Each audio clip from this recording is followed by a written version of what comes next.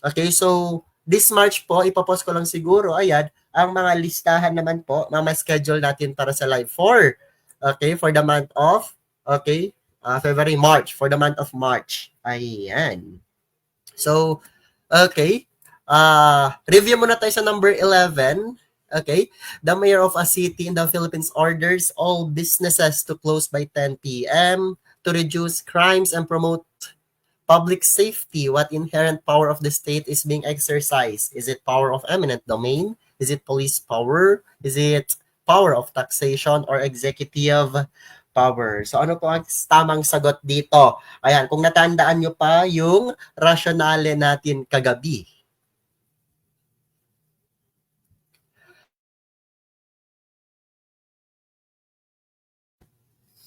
Okay? So, para mas lalo nating maintindihan itong si Mayor, nagbigay daw siya, ayan, ng order ng lahat daw ng mga businesses daw ay ipapasara daw by 10 p.m. Para, ayan, para, okay, mabawasan ang krimen at magkakaroon ng public safety. Anong inherent power ba to? So malamang sa malamang aalisin natin ang executive power kasi po hindi siya kabilang sa inherent power of the state.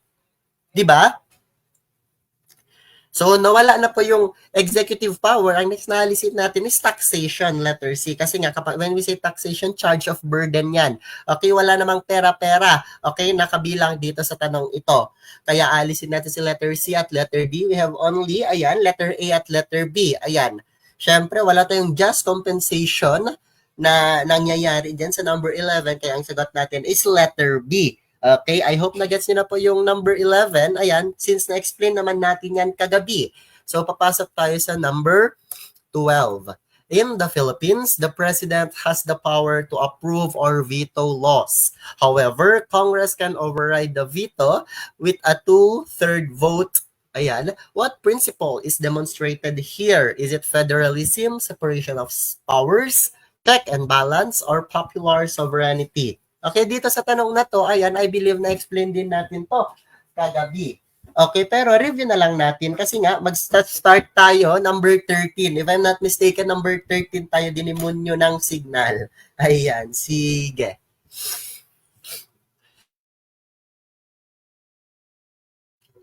Ayan, sige. Reveal tayo ng itsura natin.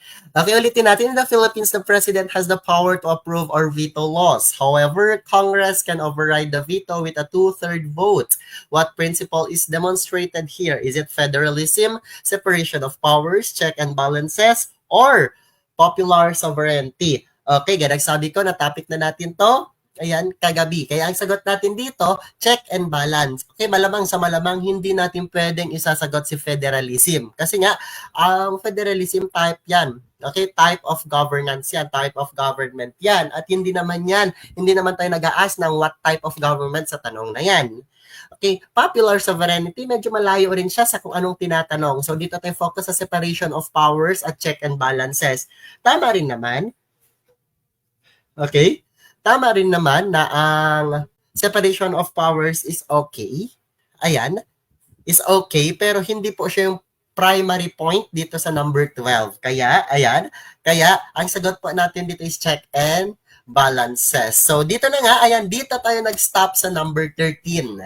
Okay, so kailangan ko po, ayan, mag-comment ang lahat ng ating future LPTs, okay, para makita po natin, okay, kung ano yung side ninyo dito sa number 13.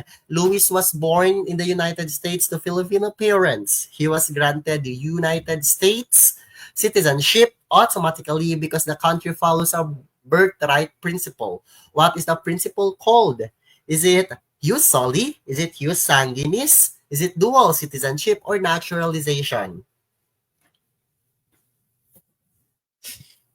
Okay, sige. Ayan, pa-shoutout po, ayan, sa aking mga ultimate, okay, ultimate katambay, Sir Christopher Futalan, Ma'am Jamaila Cabelyeza, Ma'am Ikashin, Ma'am Salimot Yam, at Ma'am Irma Edaga and Ana Sahidjuhan. So gabi-gabian dito talaga yan sila. Ayan, ang mga kabardagulan ko sa comment section. Okay, so ayan, focus muna natin sa number 13. Okay, ang sagot ng karamihan ay letter A, usually. Ayan. Kasi nga, medyo na-explain na natin kagabi. Okay, ang sinasabi kasi dito, pinanganak daw si Luis sa Amerika. Pero, okay, ang kanyang nanay at tatay ay mga Pinoy.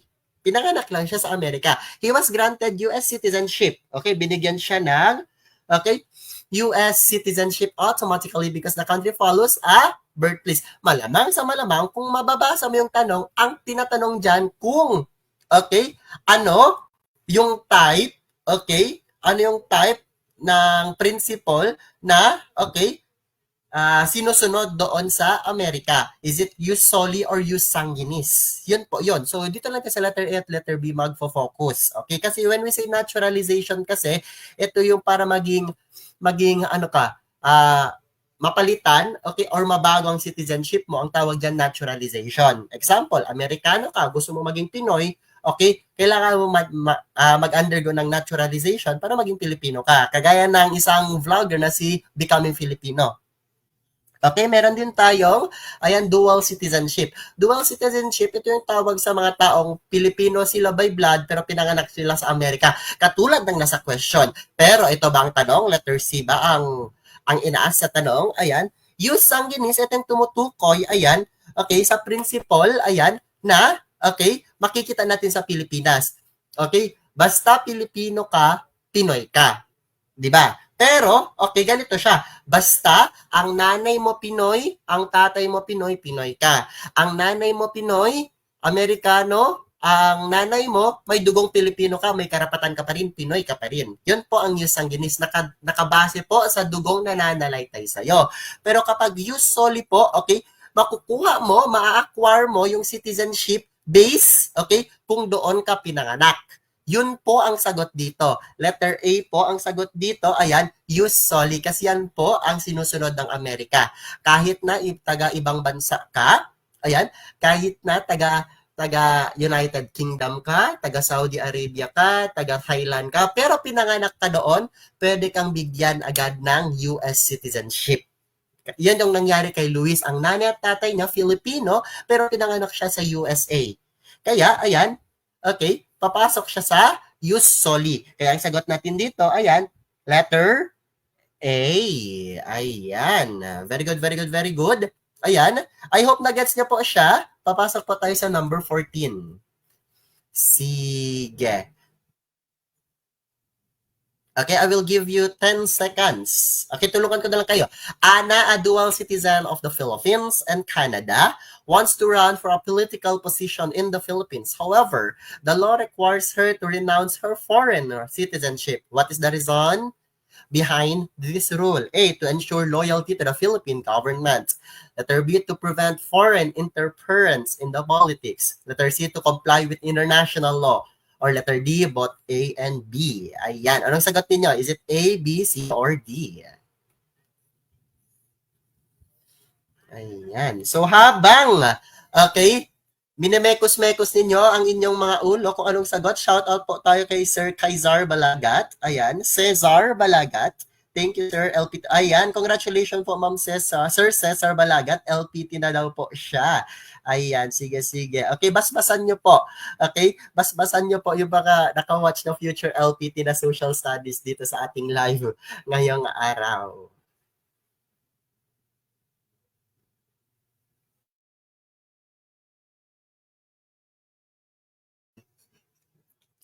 Sige, explain na natin. Ana, a dual citizenship in the Philippines, of the Philippines, okay, and Canada, wants to run for political position in the Philippines. However, the law requires her to renounce her foreign citizenship. What is the reason behind this? Okay, to ensure ba loyalty to the Philippines? Pwede. To prevent foreign interference in politics? Pwede. To comply with international laws? Pwede rin. Or letter D, both A and B. Ano pong sagot ninyo dyan? Okay.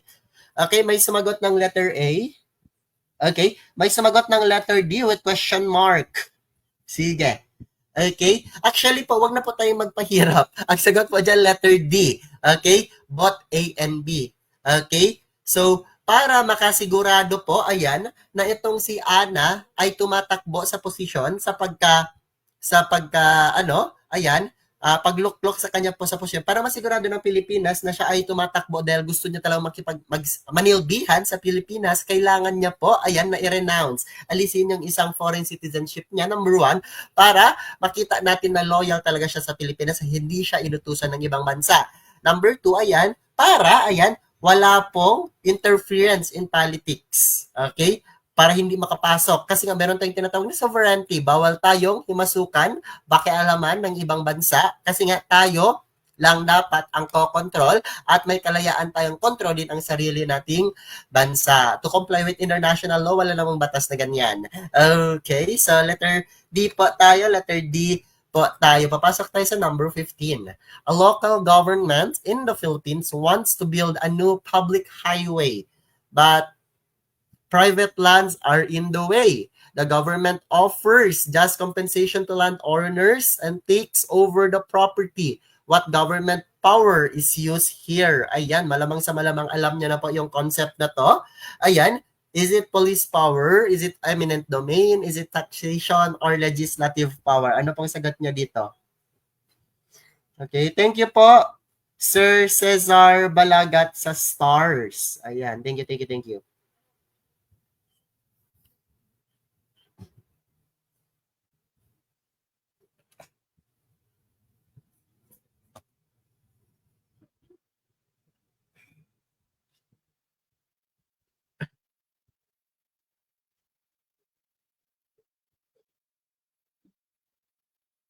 Ayan, nagsilabasan na po sila sa comment section. Ang sagot po nila is eminent domain. Yes, dapat masagutan nyo na to.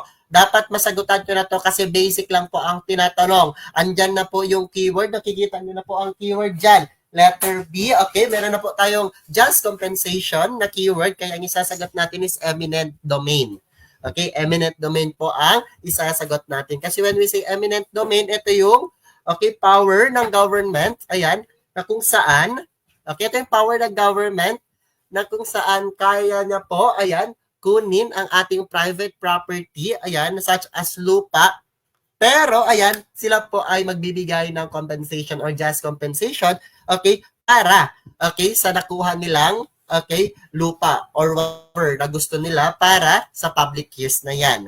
So, meron din tayong police power. Ayan, may tanong na tayo kanina. So, kahit hindi na natin yung explain, power of taxation, charge of burden yan. Legislative power po, ayan, ayan, branches of government yan. Malayong malayo yan sa tinatanong. When we say legislative power, ito yung kapangyarihan, okay, ng mga senado at ng mga representatives po. Okay, ano daw po ang tawag? Okay, ano daw po ang tawag? Okay, sa sistema ng Pilipinas na kung saan na-divide into two ang legislation, ang legislative branch. Okay? Okay, maghihintay ako sa sagot. Ano daw po ang tawag? Ayan, sa system ng government na kung saan ang legislative branch ay nadi-divide into two. Okay, meron tayong upper house at lower house or mas kilala bilang Senate at House of the Representatives. Ayan, very good po. Bicameralism. Bicameralism. So kapag bicameral system po, ayan, kapag meron tayong bicameral system, mababahagi po talaga yan into two. Okay, ang legislative. Meron tayong upper house at lower house. Next na tanong po, paki-comment po, ayan sa comment section, kailan po nagsimula ang bicameral system or bicameralism sa Pilipinas? Okay? Kailan? Kaninong panahon yan? Okay, kung alam ninyo, ayan, or kung alam yung exact date, ayan, kung kailan nag-start ang bicameralism sa Pilipinas, paki-comment po. Sige, I will give you 10 seconds. Ayan, check ko yung mga sagot ninyo.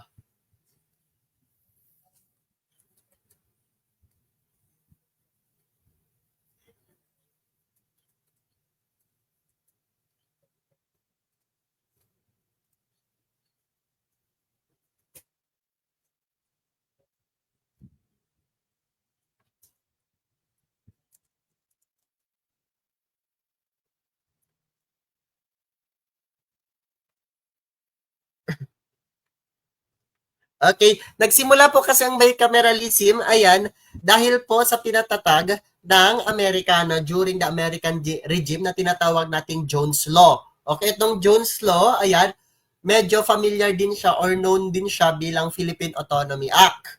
Okay, ito ay pinasa okay, ng United States Congress noong August 29, 1960 po. At ito yung first formal declaration na ang Pilipinas ay magbibigay, ayan, ng independence sa Pilipinas sooner. Okay? Sooner pa, matagal pa. So, dito rin nakapasok po sa Jones Law, ayan, na kapag, okay, dito rin sa Jones Law po, makikita natin sa loob ang bicameralism. Okay, tandaan nyo na lang po yan. Huwag kayong mahilo. Pero formally siya, very good, Ma'am Irma Edaga.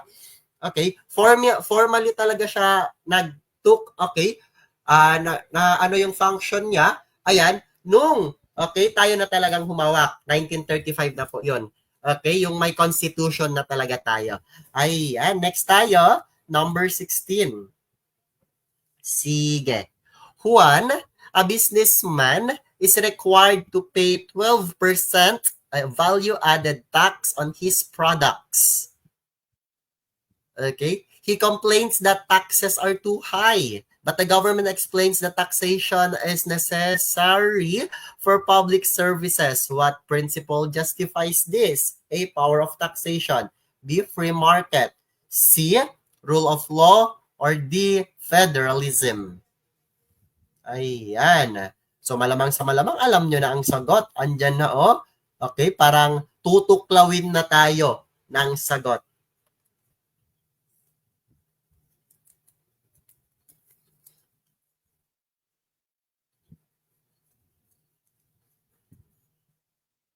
So ngayon, yan lang muna ang topic natin. So bukas, papasok po tayo sa mga ibang topic naman po ang ating tatalakayin bukas. Pero focus pa rin tayo sa laws,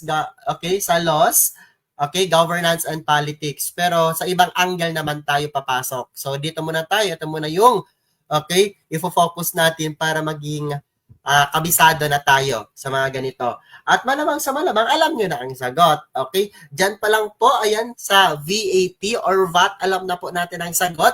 Okay? Saan siya sa papasok? Siyempre, hindi sa federalism. Hindi rin siya papasok sa rule of law. Okay? It's either free market economy, or power of taxation. At very good po, ang isasagot natin dito is letter A. So, papasok po tayo ngayon sa number 17. Okay, number 17, ayan, try natin kung naintindihan natin, okay, na-topic natin to kahapon. Okay, Maria was asked to vote on a proposed amendment to the Philippine Constitution. Her vote will determine if the change is approved or rejected. What process is being conducted? Is it plebiscite, recall election, initiative, or referendum? Ayan, anong sagot niya po dito?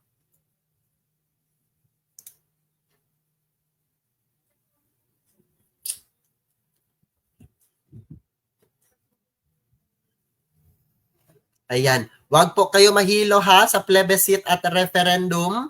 Okay, huwag mahilo. Basahin ulit.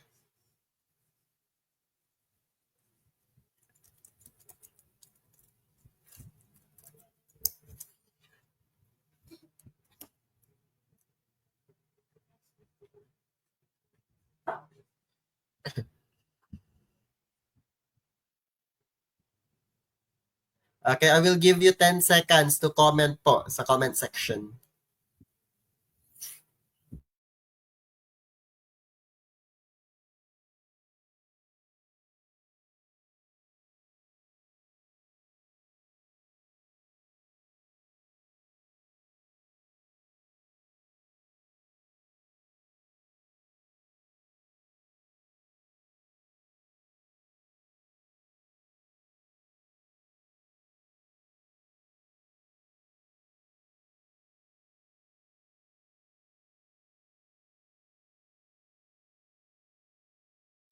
Ayan, sige. So nakita ko sa comment section po, letter A po ang sagot nilang lahat.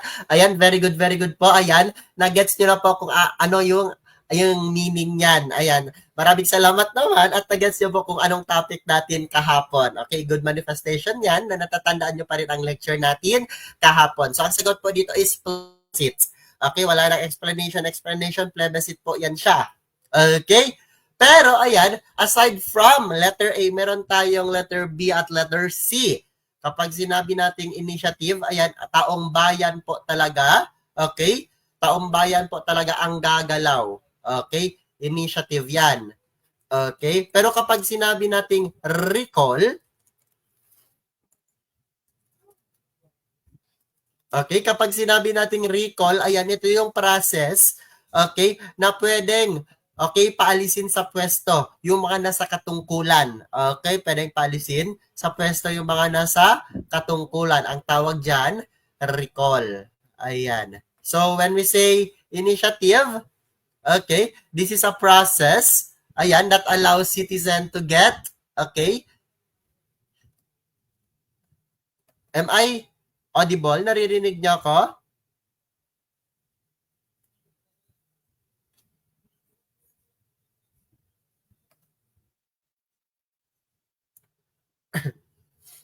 Naririnig ako?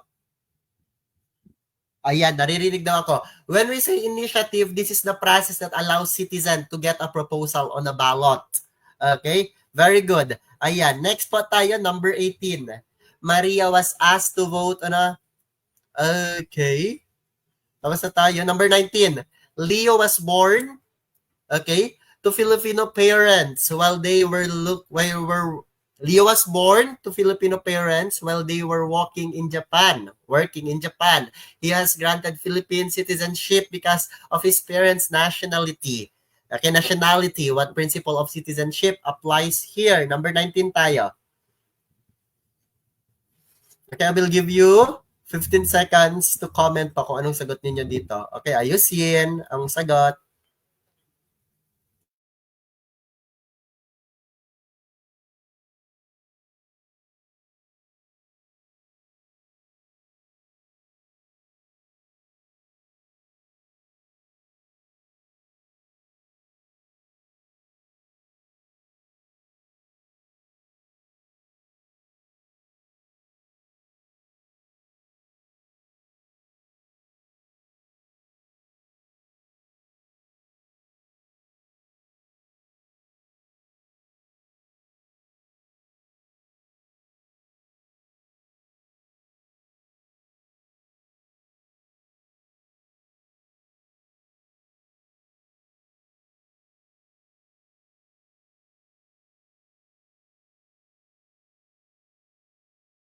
Ayan, tapos na ang ating 15 seconds. Ayan, check natin ang comment section. Ayan, nag-uumpisa na naman po tayong hinahasik. Okay, nag-uumpisa na naman pong pumapasok ang mga kadiliman. Okay, nag-uumpisa naman tayong, okay, niloloko ng kadiliman. Okay, nadidimonyo na naman ang lahat. Sige. Ayan. Okay, marami ang sumagot ng letter B. At marami rin ang sumagot ng letter C. Okay? So check natin ang sagot dito. Leo was born to Filipino parents while they were working in Japan. He was granted Filipino or Philippine citizenship because of his parents' nationality. The principle of citizenship applies here, ano daw? Okay? Is it jus soli, jus sanguinis, dual citizenship, or naturalization? Okay? Ang sabi dyan, okay, itatagalog ko para mas lalo nating maintindihan. Meron tayong hinahawakan dito, pamukpok sa mali. Okay, ang sabi dyan, okay, pinanganak si Leo, okay, sa Japan. Pero, okay, ang nanay at tatay niya, Pilipino. Kaya, binigyan siya ng Philippine citizenship. Kasi nga, ang nanay, ang tatay niya, Pinoy. Ano daw pong principle ang pumasok dito? Okay? Siyempre, malamang sa malamang, hindi natin isasagot ang naturalization. Malayo kasi.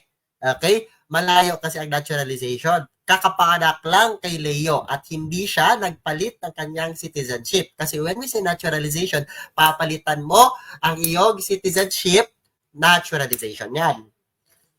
So we have jus soli, jus sanguinis at dual citizenship. Siyempre, hindi natin aalisin natin si jus soli. Okay? Aalisin natin si jus soli kasi when we say jus soli, ito ay kung saan ka pinanganak, doon ang nationality mo. Pinanganak siya sa Japan, pero, okay, ang nationality niya is Pilipino pa rin. Okay? So, andito tayo sa dalawa. Jus sanguinis at dual citizenship. Ayan, nasa comment section, i-check na lang ninyo. Okay? I-scroll ninyo kung sino po ang nadimonyo. Okay? Sa item na to. Ang sagot po dito is letter B. Jus sanguinis. Okay? Jus sanguinis po ang sagot dito at hindi dual citizenship. Ano daw po ang nangyari? Bakit naging Pinoy siya?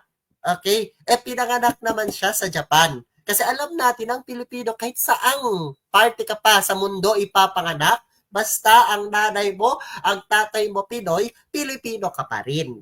Yun ang nangyari sa kanila. Kaya ang sagot po natin, jus sanguinis. Okay? Hindi siya dual SIM card. Okay? Walang dual SIM, walang dual citizenship na nangyayari po. Kasi Pinoy lang po siya, Pinoy lang siya, pero pinanganak siya, okay, sa Japan.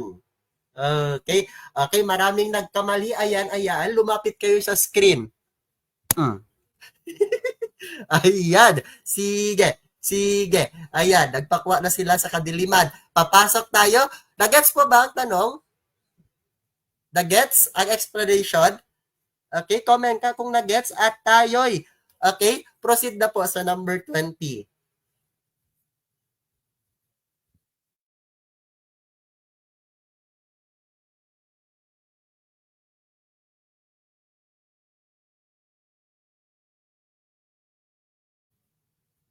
Ayan, nagets na daw po nila.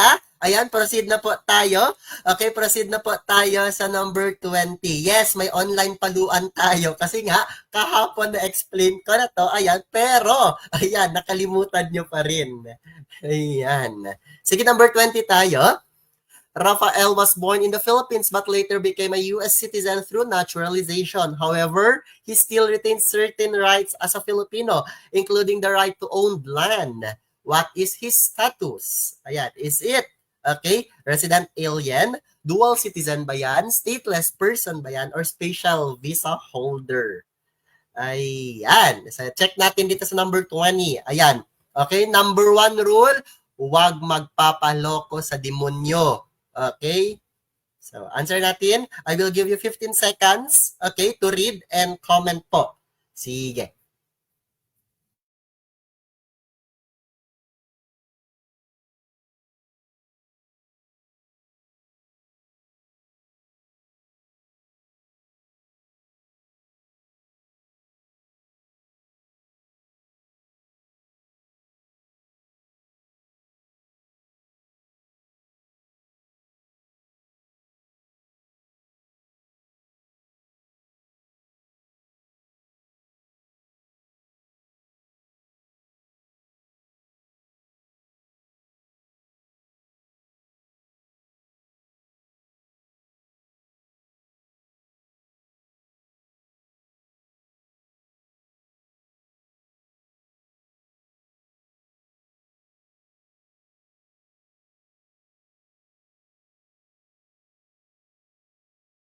Sige, I assume, ayan, naka-comment na po ang lahat. Yung iba natakot na kasi ayaw nang mapukpok ng ating magic pamukpok. Sige. Okay. Sige, basahin natin. Rafael was born in the Philippines but later became a U.S. citizen through naturalization. However, ayan, he still retains certain rights as a Filipino, including the right to own land. What is his status? Okay, is it resident alien? May sumagot ng letter A. Yes, sige. May sumagot ng letter B. Ayan, dual citizens. May sumagot, ayan, walang sumagot ng letter C, pero may sumagot ng letter D, special visa holder. Okay, so may sumagot ng A, B, at D. Okay, so Itagalog ko muna ulit. Okay? Itagalog ko po ulit. Okay? Ang sinasabi dito. Pinanganak siya sa Pilipinas si Rafael. Pero, ayan, naging pure Amerikano na siya kasi nga, nabigyan siya, nag-grant siya ng citizenship ng United States through naturalization. For short, ayan, dalawa na ang SIM card niya. Filipino SIM card, ayan, at Amerikano na. Dalawang citizenship na. Okay? However, he still retains certain right as a Filipino, including the right to own land. Okay? What is his status? Okay? Siyempre, ayan, hindi natin isasagot si letter C. Kaya very good din naman, walang sumagot ng letter C, stateless person. Kasi when we say stateless person, wala kang, okay, citizenship. Okay, walang seat, walang country ang tumatanggap sa'yo. Kagaya ng mga, okay, Rohingya. Okay, tribe na Rohingya na makikita sa kanyan, sa Myanmar. Okay, so meron na lang tayo resident alien, dual citizenship at special visa holder. Okay? Ano naman ang ibig sabihin ng resident alien? Okay, letter A. Okay? Kapag sinabi nating resident alien, ito ay tumutukoy, okay? This refers, ayan, para mas maintindihan, this refers to a non-citizen who is legally residing in a country. Okay, example, pupunta ako ng Saudi Arabia, ang tawag sa akin resident alien kapag manirahan ako doon. Okay? Resident alien. Hindi po, ayan, taga-Mars pupunta sa Pilipinas para manilahat sa tawag resident alien. Hindi po ganon. Okay, basta taga-labas, okay? Okay, hindi siya taga-Pilipinas, tapos manirahan siya sa Pilipinas, ang tawag sa kanya resident alien. So yung mga Bombay na makikita natin dito sa Pilipinas, na nanira sa Pilipinas, ang tawag sa kanila ay resident alien. Tandaan nyo yan. So meron tayong, okay, special visa holder. Kapag sinabi nating special visa holder, ano naman ito? Okay? Makinig po, when we say special visa holder, this refers to a person who has been granted a visa under specific category. Okay? Be it official visa for government officials, or yan, example, diplomat ka, or investors ka, or ayan, mga professional ka, pwede kang kumuha ng special visa. Okay? So, hindi rin siya ang sagot dito. Okay? So, ang sagot po dito is either letter A at letter B. Okay? Dual citizenship at resident alien. Okay? Kung, okay, letter A ang sagot mo, ayan, resident alien, okay, lapit ka sa screen, ayan, ayan. Dahil ang sagot po is dual citizen. Okay? Dual citizen po ang sagot dito. Kasi nga, ayan, hindi siya resident alien kasi nga, Pinoy pa rin siya kasi dito pa rin siya pinanganak. Kumuha lang siya ng citizenship, ayan, sa Amerika. Ayan, kaya dual citizenship po ang sagot natin. Letter B. I hope na gets nyo po ang tanong na to. Ayan, at okay, paki-comment kung na-gets or heart-heart lang at tayo papasok na. Ayan, sa number 21. Ayan. Safe, walang pukpok. Ayan, nasasaktan, ligwak. Pukpok sa'yo, additional. Ayan, Jenny Beth Tedor. Sige. Okay, I hope na-gets nyo na po siya. Okay. Sige. Ayan. Okay, marami nang naghaha. Ayan, pasok pa tayo sa number 21. Okay, who was the primary author of the Malolos Constitution? Who was the first Republican Constitution in the Asia? Ayan, sige. If na-retain ang tanong na to, ayan, if alam ang sagot, ayan, try natin. I will give you 15 seconds to comment.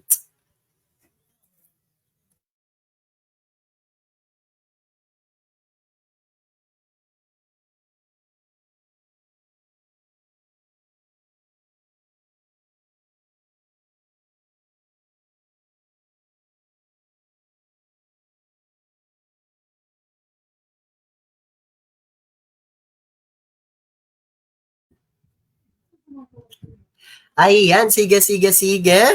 Ayan. Oh, sumisigaw pa nga sila. Sumisigaw pa sila. Ang dami ng letters. Letter C. Ayan, bumabawi. Yes po. Ang primary author ng Malolos Constitution is Felipe Calderon. Very good, very good, very good. Ayan. Hindi naman po author yang si Emilio Aguinaldo.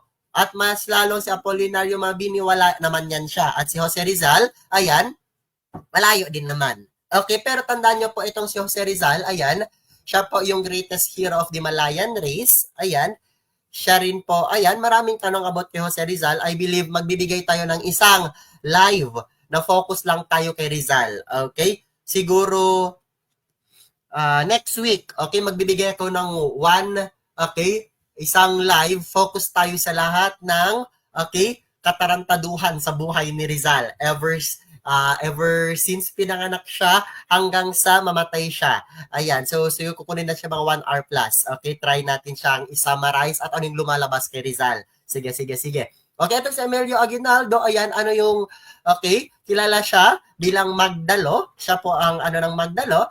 Ayan, Emilio Aguinaldo, first president. Ayan, Apolinario Mabini, siya yung brain of revolution, utak ng revolution, at ang kanyang, okay, ang kanyang pen name ay yung pinakamahirap na i-memorize po sa lahat. Kasi ang pen name ni Apolinario Mabini is Bini.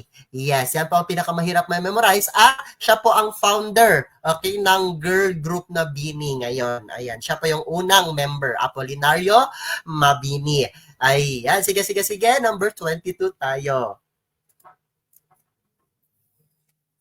Okay, a government is divided into 3 branches: executive, legislative, and judicial. What is the main reason for this separation of power? Is it letter A, letter B, letter C, or letter D? Sige, sige, sige.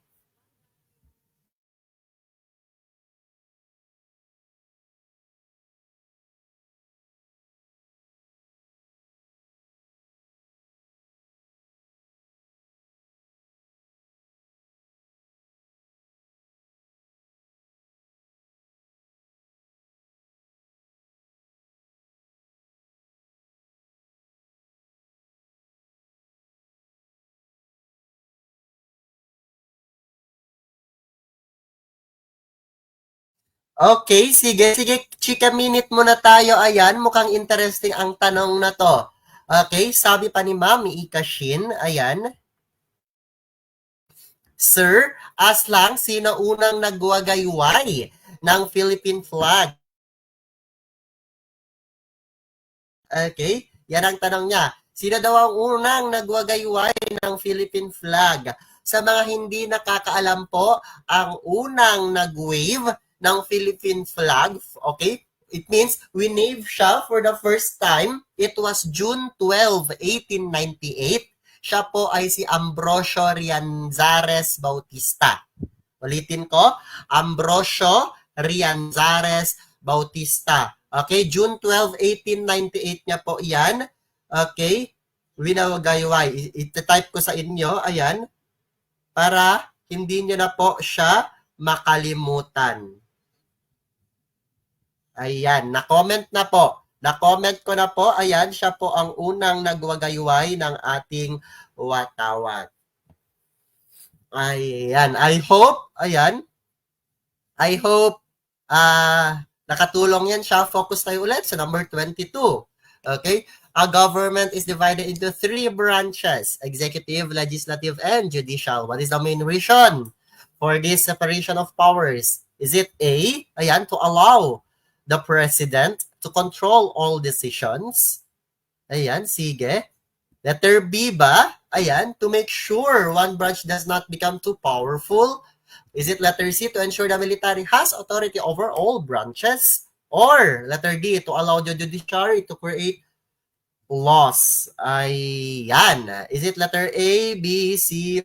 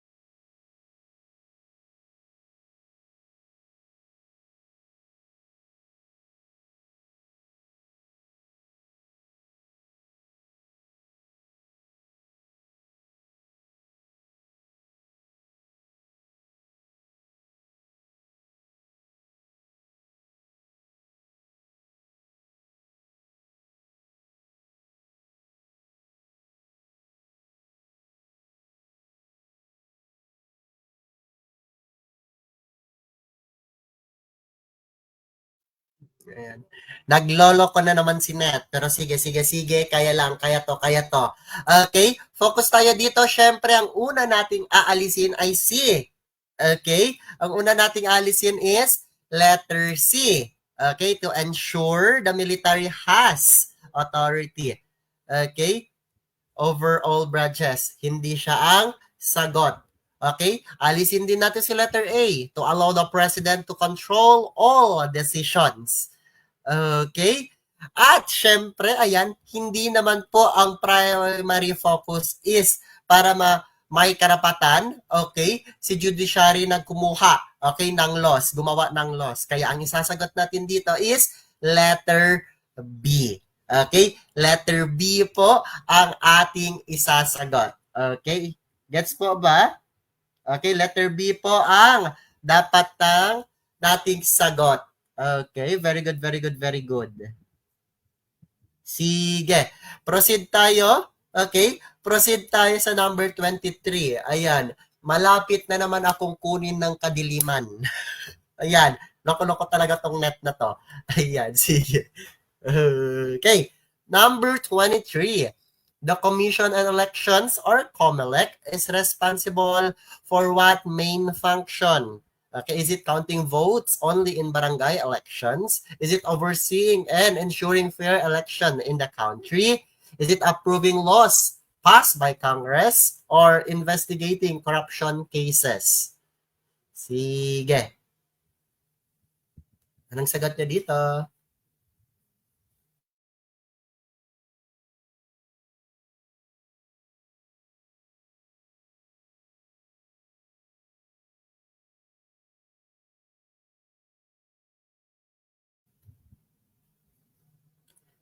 Actually, ito yung isa sa mga pinaka-easy na tanong ngayong gabi. Yes.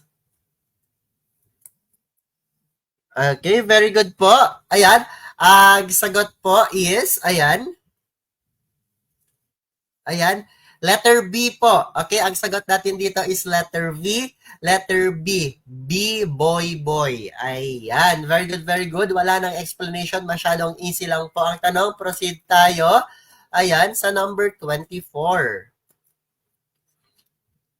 What is the ultimate goal of the Philippine Constitution? A, to allow the president to create laws without Congress. B, to establish a strong military rule.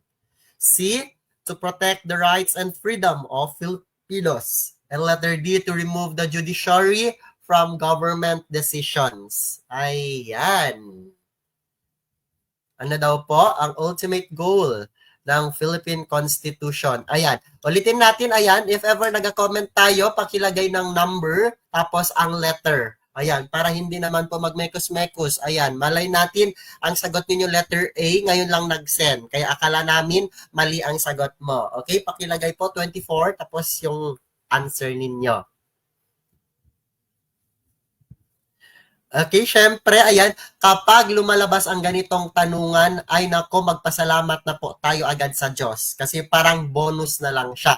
Okay? Ulitin ko, pag ganito ng tanungan, magpasalamat po agad sa Diyos. Okay? Kasi, ayan, parang bonus ang nangyayari. Okay? Bonus ang nangyayari. Sige.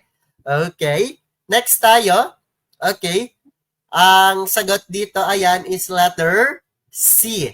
Letter C po ang sagot. Number 25 tayo. Okay, a new law has been proposed in the Philippines to change the constitution. Before it can take effect, the Filipino people must vote directly on whether they approve or reject it. What political process is this? Ayan, ano naman daw po ang isasagot natin kapag ganyan ang tanungan. Ito po yung actual let. Okay? Number 25 po, yan po talaga yung makikita ninyo sa loob ng board exam. Okay, yung number 25 na yan. Okay? Sige. Ganyan po, yan po talaga ang tanungan. Okay? Is it initiative, recall, plebiscite, or referendum?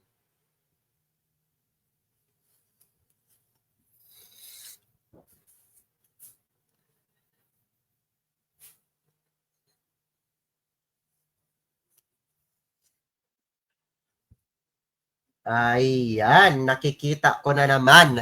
Okay, unti-unti na namang ginagapang ng kadiliman ang ating mga kapitbahay. Unti-unti na namang ginagapang ng kadiliman ang ating mga kapitbahay. Ayan, may sumagot na naman po. Ayan, ng letter B. At may sumagot ng letter C. Ayan, na-divide. Ay, may humabol. Ang sagot niya, letter A. Ayan, wala bang sasagot ng letter D para fruit salad tayo ngayong gabi sa number 25? Ayan. Sige. Okay? Siyempre, hindi natin magiging sagot ang letter D na recall. Okay? Kasi kapag recall, paulit-ulit na lang ba tayo dito? Kapag recall po, ito yung pagpapaalis. Ayan, karapatan ng tao. Ayan, napaalisin ang mga nasa pwesto. Okay? Okay, power to ng tao na pwede nilang paalisin yung mga nasa pwesto. Ang tawag dyan, recall. So, meron tayong referendum, plebiscite at initiative. Siyempre, una tayong alisin, ayan, okay, may nakita akong sumagot ng letter C. Lapit ka saglit sa screen. Lapit sa screen. Letter C ang sagot. Ayan. Hindi po magiging sagot itong initiative. Kasi kapag sinabi natin initiative, ang taong bayan, ayan, ay, okay, ay may power. Ayan, may boses. Okay, para baguhin ang constitution, ayusin ang constitution, or i-amend ito. Ang tawag dito is initiative. Okay, so we have letter A at letter B. Okay? Letter A at letter B. Sa lahat ng sumagot, okay? Sa lahat ng sumagot, ayan, ng letter A, lapit. Hindi po letter A. Hindi letter A ang sagot. Letter B pa rin po yan. Letter B pa rin po ang sagot, plebiscite. Kasi nga, kapag chine-check po, ayan, kung approve ba sa taong bayan ang gagawing batas, ayan, ganun po, plebiscite yan. Okay, tandaan nyo na po. Tandaan nyo na. Ayan, number 26 na tayo. Ayan. David is a journalist in a country where all media outlets are controlled by the government. He is not allowed to publish any negative views about the country's leader. What type of government does David most likely live under? Is it democracy? Is it totalitarianism? Is it federalism? Or is it parliamentary? Ayan, matatapos siguro ang live natin na marami ng bukol yung iba. Sige. Siguro every live natin dadalhin ko na to, pamukpok sa mga pamukpok sa mga hindi masyadong nagtitink. Ayan. Sige. Deadma kung masira ang screen. Okay, I will give you 10 seconds to answer that.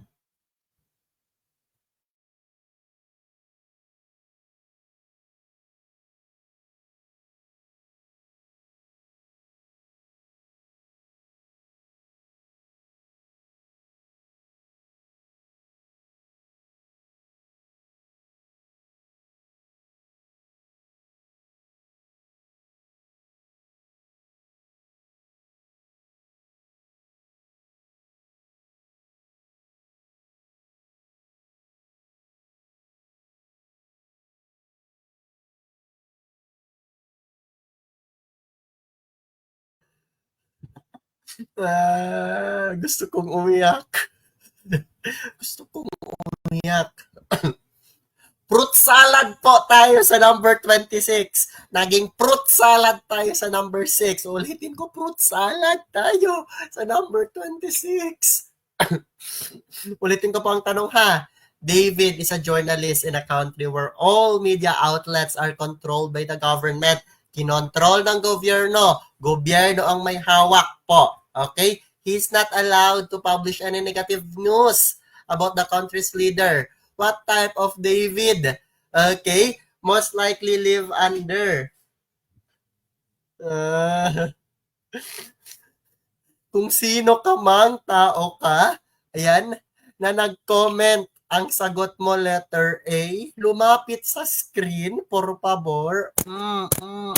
Bakit naman demokrasi ang isasagot mo? Kapag demokrasi, ayan, may karapatan po ang taumbayan. May boses ang taumbayan, may freedom ang taumbayan. Okay? Sa kanyang place, sa kanyang state. Okay? Malakas ang kapangyarihan ng taumbayan. May power ba ang taumbayan sa kanyang question? Wala pong kapangyarihan kasi nga kinokontrol ng gobyerno. Kaya hindi natin dapat sasagutin si letter A. Please naman, madam, ayusin mo naman otak mo.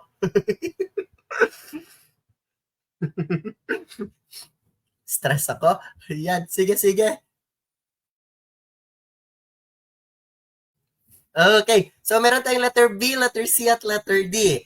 Okay, totalitarianism, federalism, at parliamentary. Okay, okay, may sumagot. May sumagot ng letter B, may sumagot ng letter C, may sumagot ng letter D. Okay, ang next na alisin natin, syempre, ayan, hindi natin sasagutin si federalism. Okay? So, sa lahat ng mga sumagot ng letter C dyan, ayan, alam nyo na ang gagawin. Dapit. Ayan. Hindi rin po federalism ang isasagot natin dito. Okay? Kasi kapag sinabi natin federalism, ayan, ang isang country na di-divide into how many states yan at bawat state po, iikot lang sa kanila ang pera nila. Konti lang po ang mapupunta sa center. Okay? Or sa central government. Okay? Okay, so meron na lang tayong totalitarianism at parliamentary. Okay? Letter B ba or letter D? Ayan. Sige. Okay, I will give you. Okay, I will give you ulit. Think. Okay? I will give you 5 seconds para mag-comment. Is it totalitarianism or parliamentary? Babalik ako after 5 seconds.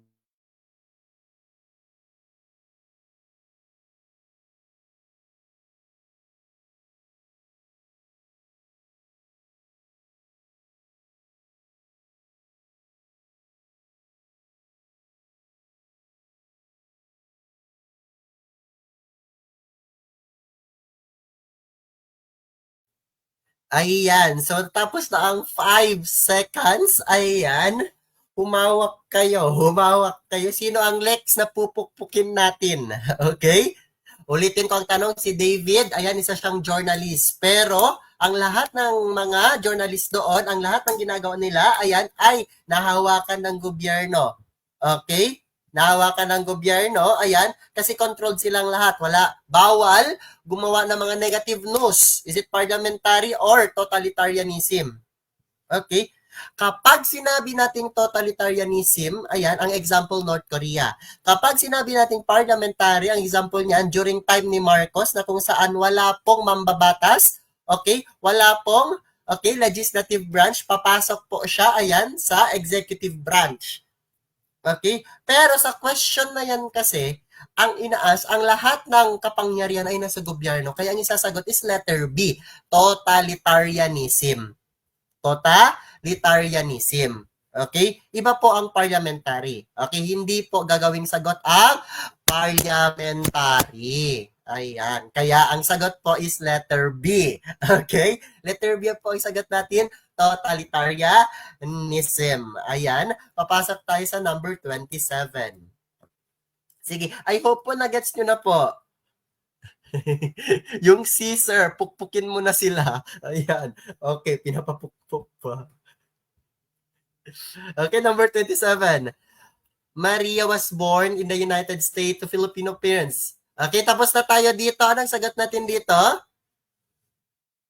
Okay, ang sagot dito is use soli. Okay, number 28 tayo. What type of government is ruled, okay, by monarch but follows a constitution that limits royal power? Okay, so last 3 question po para sa gabing ito. Yes. Okay? Last 3 question. Kaya ayusin na para wala nang mabubukulan. Okay, bukas po sa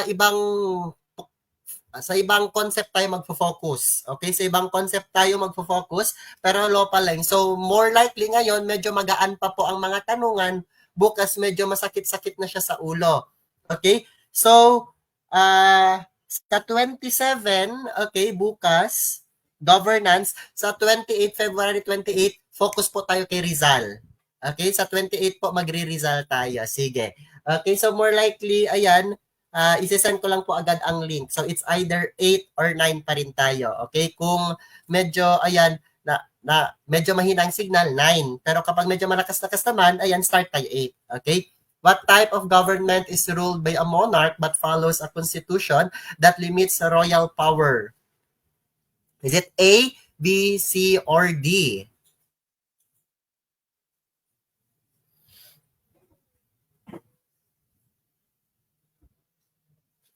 Okay, very good, very good, very good po. Ayan, takot nang mapukpok ang taong bayan. Ayan, hindi na sila natatakot sa kadiliman. Ngayon ang kinakatakutan nila ang mapukpok. Ayan, ang sagot po dito is constitutional monarchy. When we say constitutional monarchy, ayan, si Hari at si Reyna, ayan, meron sila po yung head pa rin ng state, pero ang lahat ng kanilang inuutos, ang lahat ng kanilang pinapatupad ay nakaayon sa kung anong constitution na meron sila. At yun ang naibigay dito sa tanong. At ito ang hinahanap sa tanong ito, kaya sagot natin constitutional monarchy. Meron tayong absolute monarchy. When we say absolute monarchy, kabaliktaran yan ng constitutional monarchy. Kasi when we say absolute monarchy, ang lahat ng nasa bibig ni King at Queen, ang lahat ng sinasabi ni King at Queen, ang lahat ng pinapatupad ni King at Queen, ayan, ay nakabase po, okay, sa kung anong laman, kung ano yung tumatakbo sa isipan nila. For short, ayan, sila ang batas. Okay? Ganun lang po. Okay, ang difference between the two. Papasok tayo ngayon sa number 29. Ayan. What is the highest law of the land in the Philippines? Is it the revised penal code? Is it the civil code? Is it the local government code? Or is it the constitution? Sige, A, B, C, or D. I will give you 10 seconds to comment.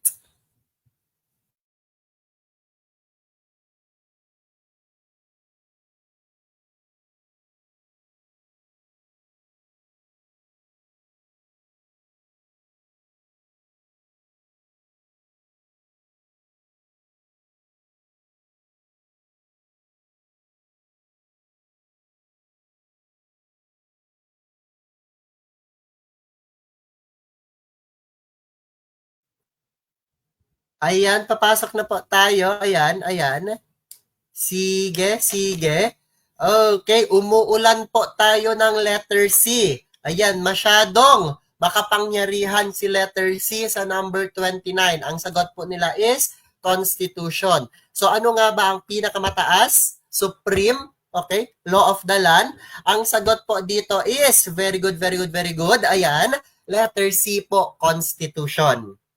Okay, very good po. Constitution po ang sagot natin. Ayan, wala nang ibang eme-eme, last number na tayo. Okay, last number, what system of government divides power between a central government and regional government? Is it unitary, federal, authoritarian, or theocratic?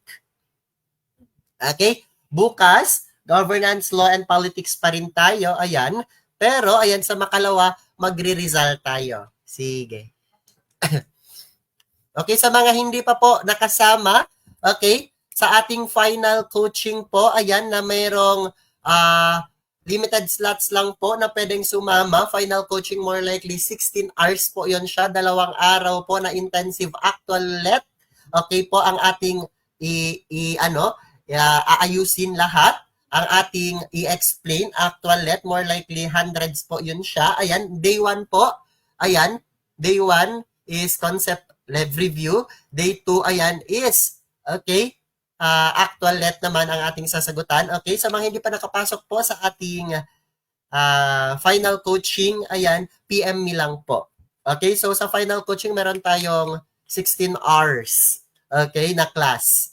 16 hours na class yun siya, ayan, divided into 2 days. Okay, malamang sa malamang, 16 hours na yun, marami na tayong, okay, madami tayong tatalakayin doon. Okay, so PM lang po sa mga gusto, sa mga interested. Ayan. What system of government divides power between a central government and regional government? Eto na. Okay, eto na yung, okay, yung always natin sinasabi kanina at always ninyong kino-comment kanina. Okay, anong sagot nyo dito? Okay, is it unitary, is it federal, is it authoritarian, or theocratic?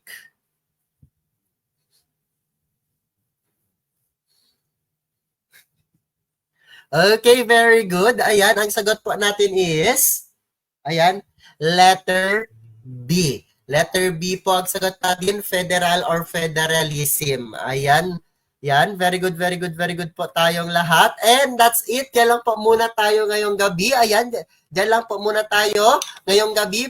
Okay, bukas, okay, another 30 questions po tayo bukas. Pero iba na naman po ang ating bibigyan po, okay, ng focus. So ngayon medyo nasa surface pa lang tayo. So bukas medyo papasok tayo sa medyo mahirap-hirap na siya. Okay? So bukas, okay, same schedule, ayan, gabi. And sa makalawa po, ayan, result tayo. Okay, sa mga gustong pumasok po sa final coaching, PM me lang po. Ayan. Okay, ulitin ko, final coaching, meron tayong 16 hours na straight review. Okay, walang commercial yan siya, pero i-divide natin into 2 days. 8 hours, 8 hours. So malamang, yung first day, concept-based, lecture siya. Parang lecture siya, pero lahat ng subject. Okay? Ng SOCSI. Ang day 2, hindi na tayo magla-lecture, pero question naman po siya sa loob ng 8 hours. So, murag, very informative po ang ating final coaching talaga.